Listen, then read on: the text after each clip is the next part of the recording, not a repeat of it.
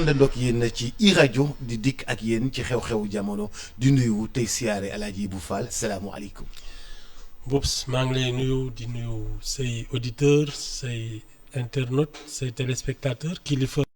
Jam ñaajo daal di fay def li nga xam ni moom moo di maanaam dialogue national ñi nga xam ni ñoom ñoo di candidat yi ñu tànn bañ ne du ñu dem pour la plus grande majorité bañ ne du ñu dem ci dialogue ba def recours yóbbu ko conseil constitutionnel ne woon Macky Sall organiser élection yi dans les plus brefs délais gannaaw ñoom ba ñu defee seen dialogue ba pare jox ko Macky Sall laaj conseil constitutionnel ne nañu def élection yi le 24. le 31.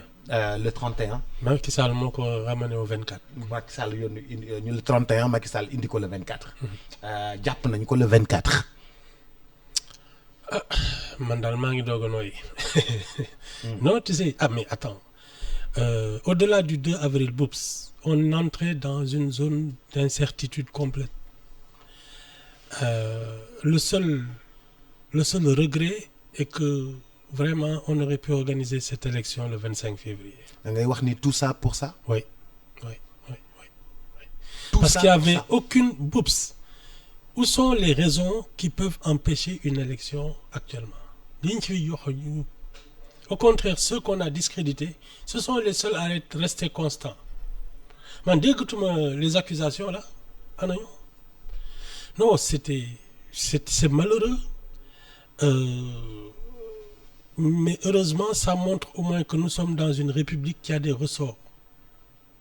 Et que tu ne peux pas faire n'importe quoi. On n'est pas en monarchie. Et ça, c'est rassurant.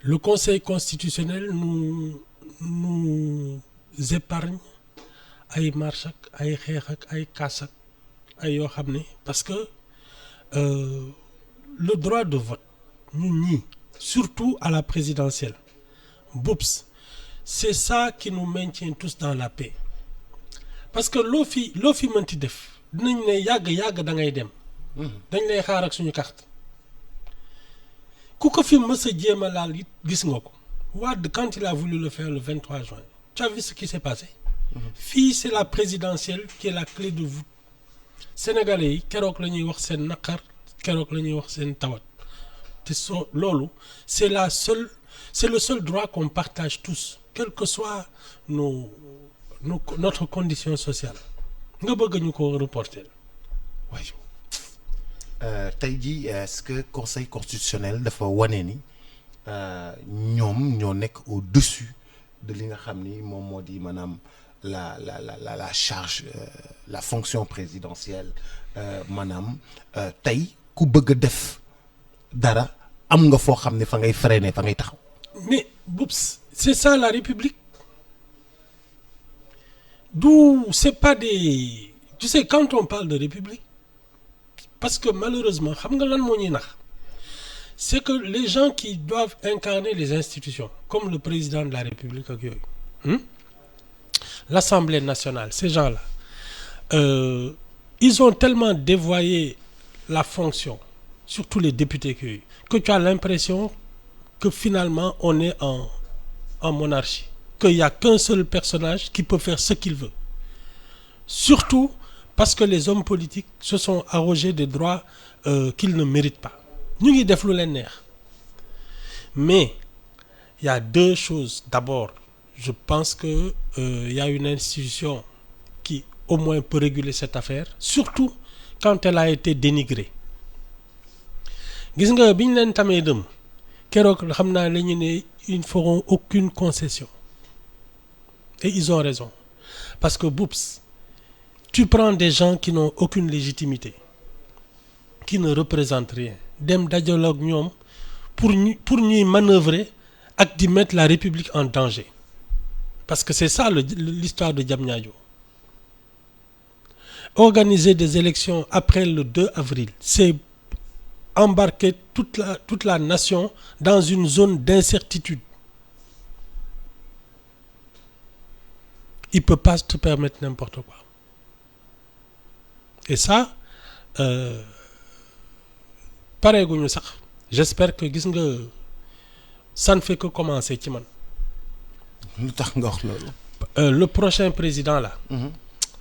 dinañ ko régler ba mu ne cocc. Ah oui, je suis convaincu qu'il nous faudra réformer les institutions et raboter la fonction présidentielle.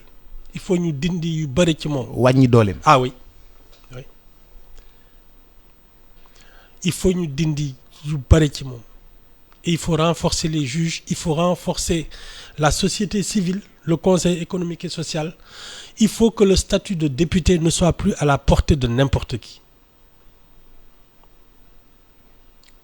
Mais Ibou, qu'est-ce que tu as contre statut député ni mu mel tey? Parce que en fait, tu as le sentiment que ce sont des députés d'appareil politique et pas des députés qui représentent les Sénégalais. Moi, je te parle de la fameuse liste nationale là, que les gens pour lesquels on vote. Boups, c'est un appareil politique qui peut mettre à la tête de la liste nationale quelqu'un qui n'a aucune compétence. Et c'est ce qui est en train de se passer. Alors, ces gens-là, qui doivent tout à un appareil politique, mais ils n'ont aucune considération même pour les Sénégalais, parce qu'ils se disent, man, ñi teguñ ma fi. Nous, ce qu'il nous faut, c'est supprimer la liste nationale. Que les députés soient que la candidature des députés soit individuelle. Tu vas dans un département, tu veux être le député. waa département ba falal la seen bopp. Exactement. nga xam ne nga ñëw ni waa département bi ñoo ma fi teg. lii moom laa fi nar. Parce que tu dois surveiller non seulement l'action de l'exécutif, c'est-à-dire gouvernemental, mais les mairies, les communes. ku am lu ko metti ñëw wax ak yow nga régler ko. Parce que soo ko deful élection su jotatee dañ lay teggi. te bu fekkee ci liste nationale bi nga jaar bu. Tu t'en fous tant que yaa ngi jubóog le patron mu da lay teg ci kaw. Tu peux même ne pas avoir de base et être un député. Or, la légitimité d'un député, il la tient du suffrage universel. Mais là, tu as l'impression que c'est une forme de suffrage indirect. Parce que ki lay tànn moom moo lay dugal ci benn dispositif ba nga xam ne nga am nit ak nga ñàkk am nit dañ lay fal. nga compétent nga ñàkk compétent dañ lay fal. C'est ça qu'il faut arrêter maintenant. yow daal lu bëri dañ ko war a. Il faut faire la révolution. Et c'est maintenant. Ah oui, le prochain là. Il faut le contraindre à faire la révolution. Non. On ne peut plus parce que oups, tu as vu les errements là, fan la ñuy jëmee. Il y a eu combien de morts? 60 xaw ma. Alors, tu crois que si on avait une vraie architecture institutionnelle qui veille à l'action du gouvernement, qui veille au respect des lois ak yooyu, tu crois qu'on aurait tous ces dégâts? Du am. Parce que chaque chose serait à sa place. Il y a des gens qui n'oseraient même pas faire de la politique. Parce qu'ils connaissent leurs limites. Am nañu problème moom. Ibou, conseil constitutionnel def nii nga xam ni noonu la def wane ndëgër laay wane socle boo xam ni réew mi da ciy reposer wane fulla ak fayda ba pare wane discrétion toog jàpp seen njàmbur. Oui. daanaka visage yi bu dul photo yi génn ci journaux yi kenn mënu leen xàmmee. Non. bu dul loolu kenn mënu leen xàmmee t'as senti qu'ils sont vraiment à côté de la République taxawal République bi liggéeyal République bi. Mais Boubs, nous sommes dans ce qu'on appelle un état de droit. Man, je sens des gens dire oui, il faut éviter la République des juges. Parce que dans des pays, dans d'autres démocraties, même des officiels en fonction, quand ils commettent des délits ak yooyu, ils sont poursuivis, chefs de l'État, en fonction, ñu lay convoquer. Alors, quand tu as mauvaise conscience, effectivement, une république des juges te fait peur. Mais il faut qu'on en arrive là. il faut plus qu'il y ait un Sénégalais qui se sente au-dessus des lois. Parce que la République est avant tout le monde et au-dessus de tout le monde. Et ça, c'est justement parce qu'on a des magistrats et la qualité de notre magistrature, Boups, ne fait aucun doute. Ils sont sollicités dans le monde entier. Nous, depuis Charles Foster, Isaac Foster, on est à la haie. Dans les années 60, début des années 60, Isaac Foster. On n'a pas ce problème de qualité de ressources humaines. On a un problème de management. Parce que la classe politique n'est pas à la hauteur de notre standing. Et c'est là qu'il faut faire le ménage. Loolu nga naan politique bas de gamme. C'est ça. C'est du fait divers. Mais attends. Qu'est-ce qu'on amnistie? Ce qu'ils considèrent comme des actes politiques. Mais ce sont des simples, de vulgaires crimes. De vulgaires crimes et délits. C'est ce qu'on appelle faire de la politique. On a un problème. Des voyous de clairière. Alaaji Bu gannaaw bi ñu waxee ci conseil constitutionnel démb loi amnistie bi boo dégloo député yi ñi bokk ci camp bi ñi bokk ci camp bi ñi bokk ci camp bi ñi nekk pour ak ñi nekk contre ban sentiment ngay am. Xam nga man je considère d'abord qu'un gouvernement digne de ce nom ne devrait pas présenter ce genre de loi. D'abord, je serais dans un gouvernement, ñu ne lii dañ koy présenter, j'en sors, je démissionne. Parce que je ne cautionne pas ce genre de... Mais c'est de la forfaiture. Gis nga boobu. Non Ibou yow xam nga da ngaa compliqué kon yow bokkuloo ci mais yow ni nga ko gisee. Non, ils font honte, c'est tout. Et j'espère que les députés qui ont voté contre, j'espère qu'ils vont attaquer ça devant le Conseil constitutionnel. Parce qu'il doit y avoir au moins une faille qui permet de l'annuler. On ne peut pas fouler aux pieds les droits des gens comme ça. Ibou yow da nga yaakaar ni mën nañu annuler. En tout cas, il faut essayer. Il faut essayer. Attaquer loi d'amnistie bi. Ah oui. Pour Conseil constitutionnel annuler ko. Ah oui. Parce que ça bafoue les droits des gens. Ouais, mais Ibou, ñun bu ñu xeexee ba on pare. Ne peut pas, non. Il faut qu'on sache ce qui s'est passé, qui a fait quoi, pourquoi les gens sont morts.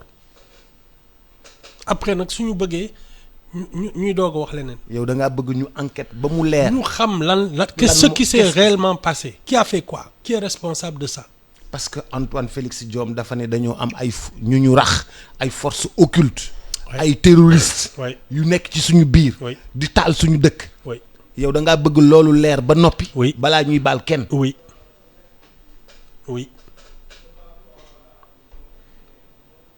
parce que ki war a baalaate Boups mooy ki ñu tooñ.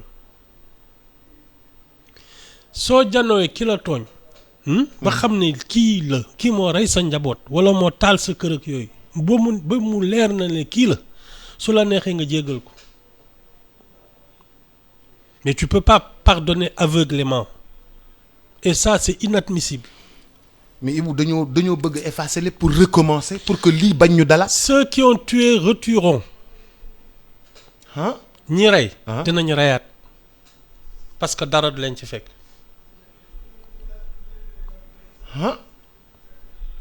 Qu'est-ce qui l'empêche?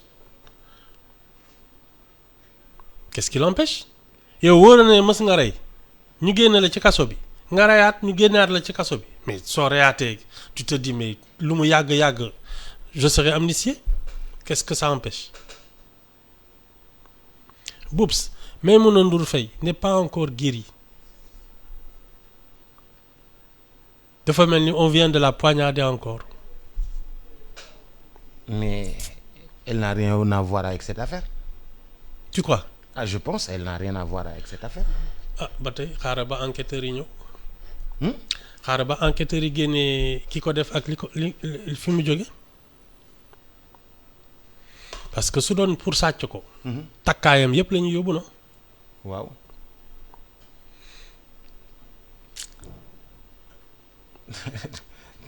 yow pour yow meurtre la dañ ko doon bugg a rey. en tout cas nuru na ko. j'espère que les enquêteurs vont lui mettre la main dessus et il va dire lan moo ko ci dugal ak kan moo ko ci dugal. Non, cette loi-là, j'espère que les députés qui sont pas d'accord vont l'attaquer et exiger avant qu'on amnistie qui que ce soit, on sache qui a fait quoi. noo gisee taxawaayu député Pastef yi. Oups, ñii ñëpp c'est des comédiens. pardon. C'est des comédiens ñoom ñëpp. noo gisee taxawaayu waa Benno Bokk Yaakaar. ñoom ñëpp c'est la même engeance. Oups, il faut nettoyer la scène politique. noo gisee taxawaayu waa PDS. ñoom ñëpp a yem. wàllu. Mais c'est le PDS plus Benno Bokk Yaakaar qui nous a embarqués dans tout ça. ñoom ñoo jaxase fii lii fi ne yëpp ba ñuy reporter ay élection yooyu c'est eux non kon da nga fàtte loolu. waaw mais xam nga ci vote. ba léegi ñu ngi ci. ils sont dans des combinaisons et j'espère que le prochain président va faire le ménage et régler ces questions-là. Ibou nu xam nga waa Pastef dañu ne ñoom voté wuñu loi bi. Ça m'étonnerait qu'il n'ait pas voté. non xaar rek voté wuñu loi bi ils sont pas demandeurs. Bops. waaw loolu waxi mbedd la waxi guddi comme on dit en Afrique on se parle la nuit. loolu ñun fekkewuñ ko moi je n'en crois pas un mot.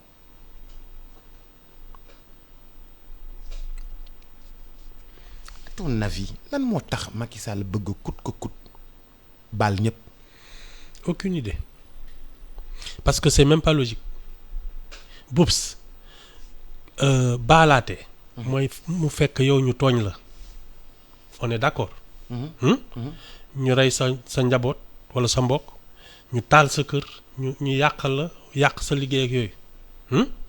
Macky Sall amu ci benn bu ko ci dal du muy baalaate. mais Ibou nag yow da nga xaw a soxor de. yow da nga dégg benn mbokk Macky Sall dans cette histoire là.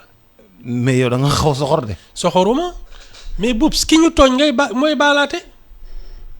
Tu peux pas dire que tu pardonnes au nom de qui? yow dara fekku la ci. Tu n'as eu aucun préjudice. looy dox di baalaate xanaa kay balaa ngay baalaate ñu tooñ la. On ne lui a rien fait. Moi, ce que j'aurais pu comprendre, c'est le père des 2 filles qui ont brûlé dans un bus. Hein? Wala ñi nga xam ne dañu rey seen doom ci ay kii ñu ne vraiment. dañoo bëgg réew mi am jàmm. Voilà nañu teg lépp ci suuf. voilà man ñooñu ba pare ñu xam kan moo ko def ak lu tax mu def ko su boobaa nag soo baalaatee. ah mais jàpp nañu ñaari nit ñoo xam ni ñu doon wax ni. ah soo moytul de toute façon j'espère qu'on va pas les laisser partir. ah on va les laisser partir. ñi taal ñaari xale nii. waaw mais on va les laisser partir parce que bàyyi nañ nee nañu baal nañu effacé nañu lépp. J'espère qu'on va attaquer cette loi et la faire abroger.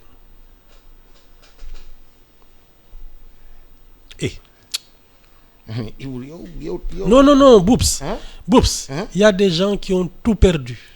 Parce que, Boubs, il n'y a rien de pire que ñàkk sa njaboot. Tu sais, quelqu'un disait, quand tu perds un conjoint, tu es veuf. Quand tu perds tes parents, tu es orphelin. Il n'y a pas de nom pour dire, pour qualifier celui qui perd ses enfants. Et toi, tu te permets de dire que tu pardonnes à ceux qui ont tué les enfants d'autrui. Non mais attends. Moi, je suis pas d'accord. waaw non Ibou xam naa ni yow d'accord Je loo. ne suis pas d'accord. Et le gouvernement devrait avoir honte de présenter ce genre de... Mais pourtant à la tribune ça a été tellement bien défendu, expliqué par C'est une Madame avocate. le ministre de la Justice. C'est une avocate, elle peut plaider. Tu sais, même les coupables ont droit, les pires, même le diable a droit à un avocat. mais nu mu Day lay rek. hein? Day lay rek. C'est son métier, c'est sa formation. ah Mais je trouve que c'est indécent. Ibou nu mu ko waxee leer na de. nu mu ko dama ne la layee nu mu ko layee baax na de. waaw moom waaw. du mbokkam moo ci dee du alalam moo ci tàkk du lenn loo xam ne am na ko ci su ko neexee nag elle peut plaider ça parce que c'est sa formation Elle a du talent. loolu kenn mënu ci dara. Bon, elle a même joué son propre rôle dans un film où elle était avocate. nga xam ne elle a du talent. loolu kenn mënu ci dara. Mais ce que je dis, c'est que ça, c'est indécent. C'est tout. Non, man, je suis écœuré. Et j'espère que les gens ne vont pas laisser ça. Waaw, s'il faut l'attaquer, il faut le faire pour enlever ça. ah yow affaire bi dafa mel ni lii ñu def ni yëpp yow da nga ko considérer comme mascarade. C'est de la mascarade et de mauvais goût. D'autant plus que, moi je te l'ai dit hier ou avant-hier, oups, Macky Sall n'a plus de pouvoir. Fii mu nekk nii, normalement c'est les affaires courantes qu'il doit expédier. Mais di jël yenn décision yi, moi je trouve que il n'avait pas à le faire. Non. Parce que ça, il faut qu'on crève l'abcès. Ñu xam kan moo def lan. Qui a tué et pourquoi? Non, il n'y a aucune raison de passer l'éponge. Et ces gens devraient avoir honte de défendre ce type de projet. ñuy ne déet pareeguñu ñu libéré Amadou Ba. Maître Sidiki Kaba ñëw remplacer ko. Gouvernement wu feek le 2 ak feek le 2 tey la ñaata tey la 7 xaw ma jëm le 2. waaw. Gouvernement wu feek le 2. Boups. waaw xam nga wax naa ko fii ça fait longtemps. Pour man quand on va vers une présidentielle ay yii nii moi j'aurais mis les corps de contrôle à la place. Parce que les hommes politiques là, ils n'ont qu'à les battre campagne. Ñi doon gérer les deniers publics ak yooyu. nañu taxaw fële ñu seet lan la ñuy liggéey ak yooyu. Remettre de l'ordre dans le bazar administratif. Pour attendre la passation de service. Un pays doit être organisé. Mais di ay changer ay premier ministre yi dugg di génn doo xam parce que Sidiki Kaba c'est encore quand même un membre de l'APR. Il va battre campagne pour leur candidat Benno Bokk Yaakaar. Tu crois qu'il aura le temps de s'occuper? Sidiki Kaba c'est le Dougou-Tigui de Tambacounda. Le Dougou-Tigui. Waaw. Tu crois que dina am soit il battra pas campagne pour Amadou Ba. Mais si il va battre campagne pour Amadou Ba. Donc il n'aura pas le temps de s'occuper des affaires du pays. Ce sera l'un ou l'autre. Moi je trouve qu'on devrait mettre les corps de contrôle pour terminer tout ce qui se passe au moins 3 mois. Élection amee 3 mois avant ministre yëpp nga war a wàcce. Dégager directeur yenn direction yu am solo yi ñoom ñëpp ñu wàcc. Non les directions yooyu mais au moins le gouvernement. moom dañ koy teggi parce que il faut que l'État continue de fonctionner mais au moins que les corps de contrôle prennent possession des trucs et expédient les affaires courantes mettre de audit l'administration ak yëpp et attendre les prochains. Il n'y a pas autre chose.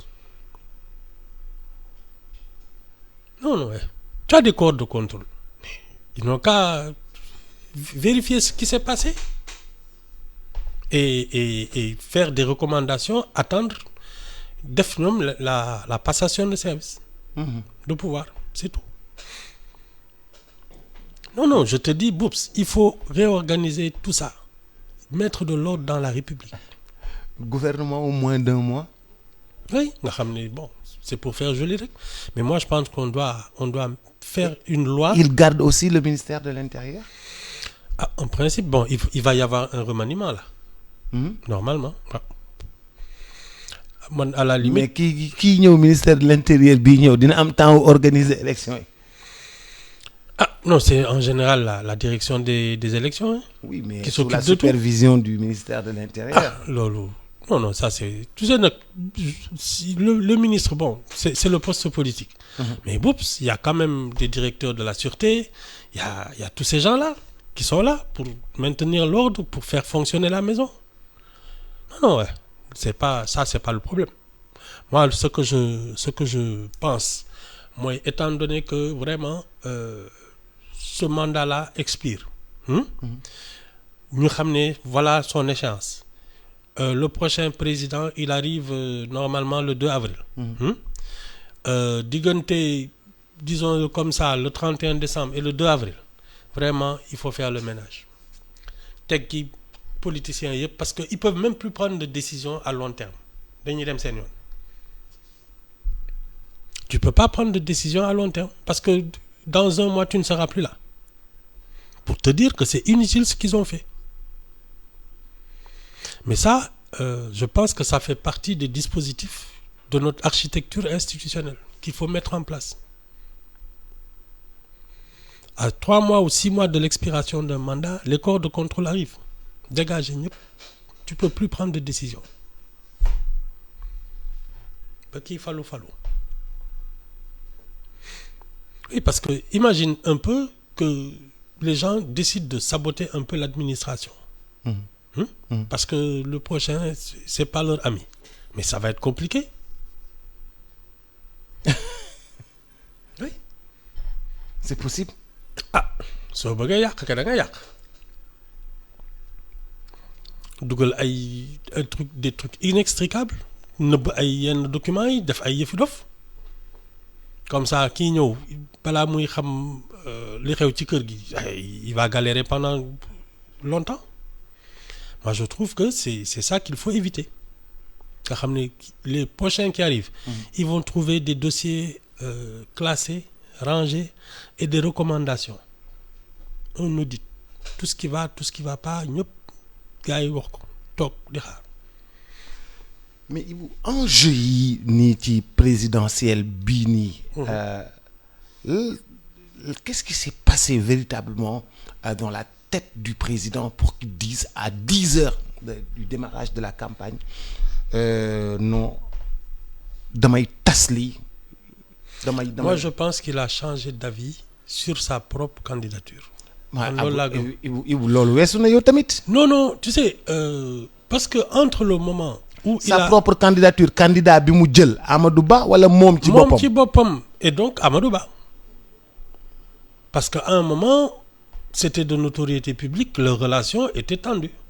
Man li ma gën a gëm c'est que il a connu un regain de popularité en annonçant qu'il ne participerait pas aux élections. Xam nga. Et ça a dû lui donner des idées. Parce que nga jékki-jékki àddina bi yëpp naw la. Foo dugg ci dëkk bi ñu lay tàccu naan yaa fi gën góor nga ak yooyu.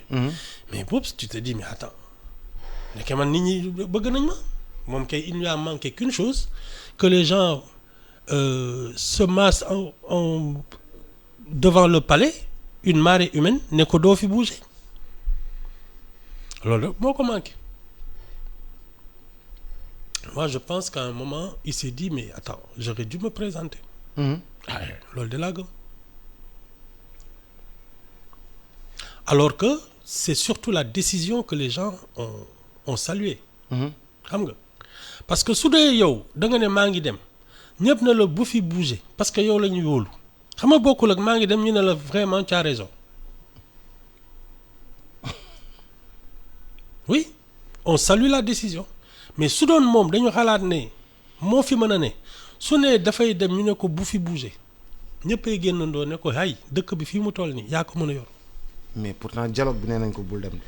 Ah waaw mais ñooñu il n'était pas légitime. Il représentait quand même. ñoom amuñu parrainage amuñu caution, ils sont pas conseil constitutionnel néew leen yéenay candidat. Ils parlaient au nom de qui? Parce que ñoom ñoo nekkoon ci dialogue bi yëpp sur la question de la présidentielle ils n'ont qu'une carte comme toi et moi. ñu ne woon ci dialogue bi yëpp benn carte rek la ñu am. Ah da nga ciy gis kuy voter 10 fois personne n'a le droit de voter 10 fois ku ko ci def ñi dañ lay denc di. Mais conseil constitutionnel nu mu xottee. Mais c'est du bon sens. këyitu dialogue bi nit ñi dialogué ñaari fan toog suba ba ngoon di wax. C'est du mu bon ñëw sens. conseil constitutionnel xotti këyit yëpp. Mais c'est du bon sens. dugal ko ci mbalit mi. C'était un cirque. de mauvais goût en plus. C'était un cirque de mauvais goût. pour yow cirque day neex te cirque bi neexul. Non, ouais. Cirque da ngay ree sax ak di kii il faut même que ça te détende. ah pourtant xaw nañu retaan de. mbaa du affaire grand sëriñ yi. non mais xaw nañu retaan de. xaw nañu retaan de. non c'était affligeant. suba bu ngoon oui. ñu pare conseil constitutionnel jël kayit yëpp xotti. oui c'est pas des gens sérieux c'est tout. ah oui. bon toi aussi Poups Coumba Gawlo Seck. bu fi wax ay tur Ibou nag dama indil ay problème bu fi wax benn tur. non mais attends. Ibou dimbali ma. non mais je te dis c'est une grande artiste. moom mën na feesal stade. su ci jubloo mais si elle va aux élections elle n'aura pas 10 voix donc c'est pas son domaine de compétence. mais Ibou di nga gis nit koo xam ni xalaatuñu ko mu dem élection ëppale 10 voix. mais day fekk mu liggéey ko parce que pour avoir un électorat ça se travaille Boubs. Tu fais du porte-à-porte, tu présentes un projet d'avenir aux gens, tu montres tes compétences, ñëpp ni yow c'est toi l'homme qu'il faut à la mairie wala yooyu. Mais tu n'as pas tout ça da nga baax rek wala da nga mën woy wala yaa fi dàq fecc mais Boubs non ça ne règle rien. Non, ceux qui auraient dû être à Diamniadio, ci man, c'est des représentants, des constitutionnalistes, les organisateurs de l'élection, Sénat, Direction générale des élections, et les candidats. ñoo waroon toog wax. Et peut-être des magistrats, des juristes quoi, qui pourraient dire voilà ce qu'il faut faire pour aller aux élections. Tous les autres se sont mêlés de ce qui ne les regardait pas. Non, moo tax cette sage c'est pas des rigolos de wax naa la ko fi. cette sage yi wane nañu seen bopp. c'est pas des rigolos du tout. doo dégg seen baat moo tax man bi ma toogee doo dégg seen wax ñuy naan ay doo gis seen kanam ay Koura Macky ay Mame Diarra Fam naan dañ leen di convoquer pour auditionner leen. ñi dañuy caaxaan xamuñu luy juge. da nga nekk député nekk assemblée nationale mais xamoo luy juge. moo tax ngay naan dañ leen di woo fii dañ leen corrompre ak yooyu da nga xamul luy juge.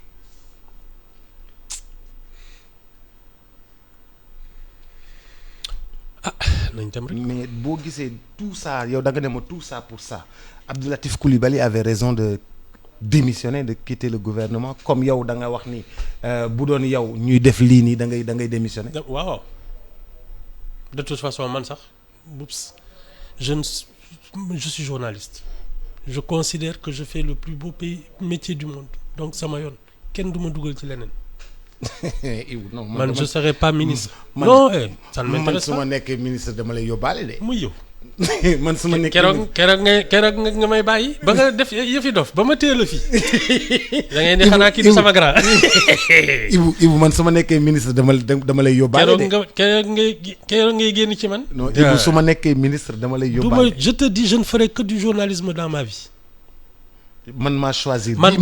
ba ma nekkee xale. quand j'étais adolescent après foog naa à partir de la seconde première ci laa ne je serai journaliste et sociologue. Malheureusement on n'enseignait pas la sociologie à l'époque xam dañ ko fi tere depuis mai 68. te ban sama jàng sorewul. mais je suis entré dans la presse parce que j'avais décidé que ce serait mon métier dara duma ci dindi. yow journalisme ngay def. kese je ferai pas autre chose. Je peux écrire parce que je suis journaliste, publier des livres ak yooyu je ne ferai pas autre chose. non Ibou man dama laa bëgg a yóbbu. waaye yow xar rek xel xalaatu ko sax Boubs. non Ibou dama laa bëgg a yóbbu palais. def la la ministre conseiller. même pas un rêve. Ibou dama lay yóbbu palais def la ministre conseiller. Boubs même pas un rêve. Moi ma vie c'est le journalisme c'est pas autre chose.